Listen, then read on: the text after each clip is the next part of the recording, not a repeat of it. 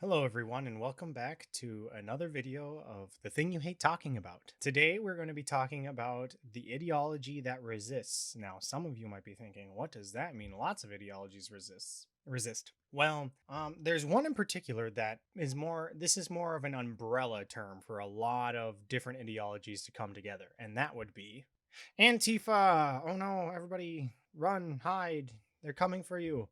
My joke is probably very poor. But, anyways, I wanted to make this video because I've seen a lot of talk, for obvious reasons, about Antifa and what it stands for and what they're trying to do, and just trying to clear up some things about what it means to be part of Antifa or anti-fascist. I will use Antifa and anti-fascism or anti-fascist interchangeably, so because Antifa is just the shortening of anti-fascist. So, anti-fascism, what is it?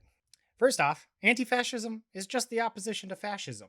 It's really not that difficult. Wherever there's fascism, anti-fascists will rise up to combat it. It's comprised of decentralized groups of various ideologies. Most of the time, they're left-wing ideologies, so communists, anarchists, socialists, some social democrats, etc. But sometimes they include centrists, liberals, and conservatives. One conservative that I can think of off the top of my head who would be considered an anti-fascist would be Winston Churchill, the leader of Great Britain during World War II, who was known to be against Hitler, from my understanding. So I think that's one big thing that people get wrong about Antifa is that it's some centralized group that has a headquarters somewhere and they're sending out all their agents to go and do this terrible stuff. And really it's just a bunch of groups that may may work together to do anti-fascist action, but there isn't a headquarters you can write a letter to saying, I want to join Antifa. It's more a label that people present themselves. So, types of action that anti fascists use. Some action, more mild action, would be talking people out of fascist groups. That would be an anti fascist action. Exposing hardline fascists. So, that would be finding a fascist and then stating where they work or exposing them a little bit more. And then there's physical altercations, so the use of punching Nazis or fascists or whatever group it may be, fascist group it may be. Anti-fascists, some more hardline anti-fascists such as communists, anarchists, and socialists will be more inclined to physically fight fascists, and amongst other things. These are just some of the more basic things that I could think of. And everyday people can take the mantle of anti-fascism or Antifa. They can be your local teacher, they can be your local laborer, they can be your local electrician, they can be the white collar person in a suit. It really just depends on, are you against fascism or not? That's really what it boils down to. So little history of Antifa. I'm going to make this real quick. So in Italy, I have Italy, the original Antifa.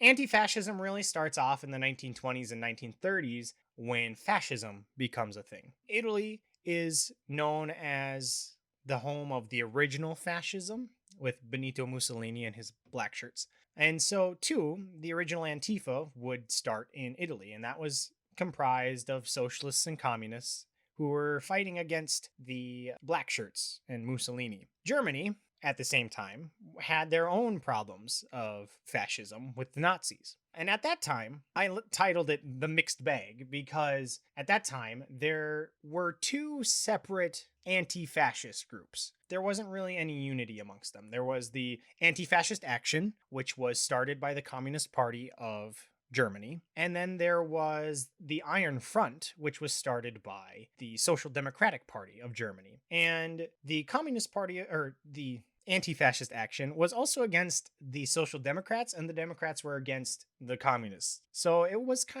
it's a mixed bag. So they were both against fascism, but they were both against each other at the same time.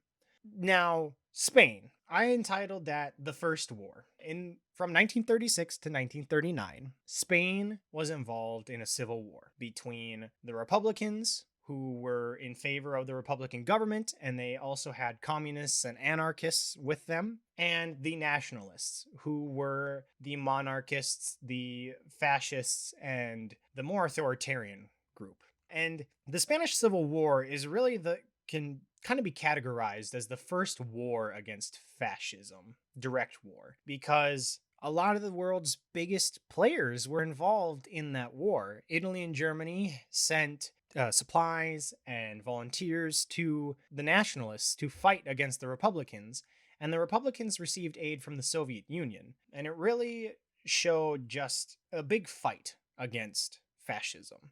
And there are songs written about it, and people from all over the world went to go fight on both sides. The more well known group would be the International Brigades of the Republican side, because a lot of communists and socialists and anarchists went to Spain to fight the nationalists to help them. And then UK, I entitled Citizens Together. And that is where I'm going to come up to the Battle of Cable Street. Well, before I move on to that, this picture here is a propaganda poster with the phrase "no pasarana," which, and I am sorry if I mispronounced that to my Spanish-speaking listeners, but it roughly translates to "they shall not pass." And during the siege of Madrid in 1936, one of the communist leaders there in Madrid gave a speech, which became known as the "no pasarana" speech, talking about how the nationalists were not going to pass. Eventually, during the war, the Spanish nationalists win and the Republicans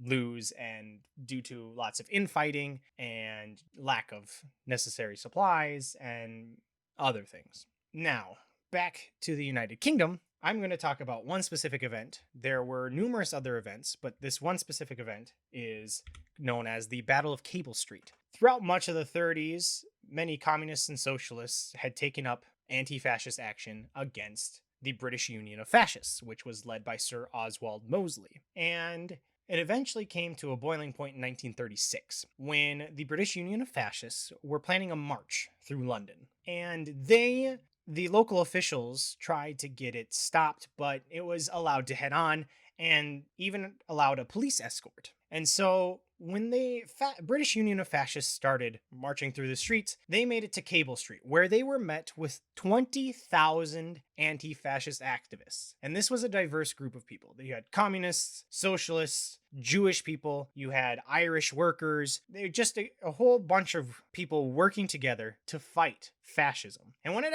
ended up happening was an all-out brawl in the streets. People were hitting each other with anything they could find, chair legs, rotten vegetables, anything. And 20,000 anti-fascists managed to fight off the roughly 3,000 fascists that were there, along with the 6,000 to 7,000 police officers that were there protecting the fascists. And that's why one of the biggest things, or one of the reasons why people, anti-fascists, have a hard time with police and have such a gripe with police, is that protecting fascist groups is because of this incident. So a lot of time police get flack because of historical incidents where police have been protecting fascists against anti-fascist action. And so, of course, they ended up winning, and the fascist movement still held on, but it started to slowly decline after that until 1940, when the UK was at war with Nazi Germany. Now, anti-fascism still exists today because although the international threat of fascism is gone, fascism still exists. There are still Nazis, there are still fascist groups all over the place, and as we've seen, these groups have grown in strength, so that means anti-fascism has also increased because, as I said earlier, wherever fascism exists, anti-fascism also exists. Now, some of the biggest things, or biggest movements of anti-fascism after World War II, in the United States here, punk rock culture is really big into anti-fascism. Some more mainstream punk rock, you may or may not hear it, but if you really get into punk rock culture, you will hear just the anti-fascist, anti-government mantras of some punk songs and meanings behind them. And then one of the biggest flaring points for US anti-fascism would be the Unite the Right rally that took place in August of 2017. Thousands of far-right activists came together to show solidarity amongst themselves and to show that they were here. And many anti-fascists showed up, and it led to numerous altercations and confrontations, and eventually the death of one anti-fascist activist by a fascist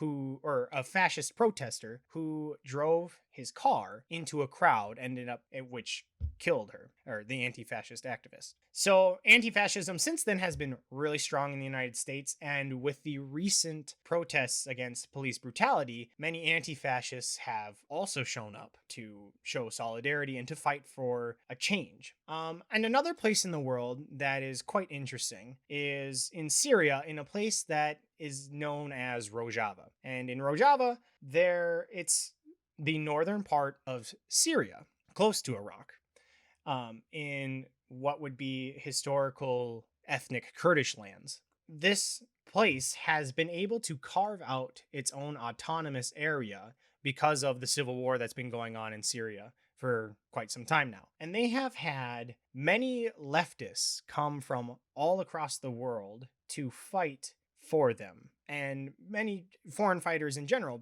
especially when ISIS became a prevalent thing. Rojava and the Kurds really became a forefront in Western media because they were the boots on the ground against ISIS. And over here, I have a poster that kind of shows, or an image that kind of shows, one anti-fascist group known as the International Freedom Battalion. And it takes a lot of inspiration from the international brigades of the Spanish Civil War. There are numerous groups that are involved in it, and each group is a little bit different. A majority of these groups are Turkish communists and socialists who came to fight, but there are some, like the Bob Kroll Brigade, that was started by British leftists, and they came and joined the fight against ISIS and other fascist elements. And it's really been interesting to see how the Syrian civil war has brought groups together. If you ever have time, and I will probably do this in a different video, Rojava is a very interesting place to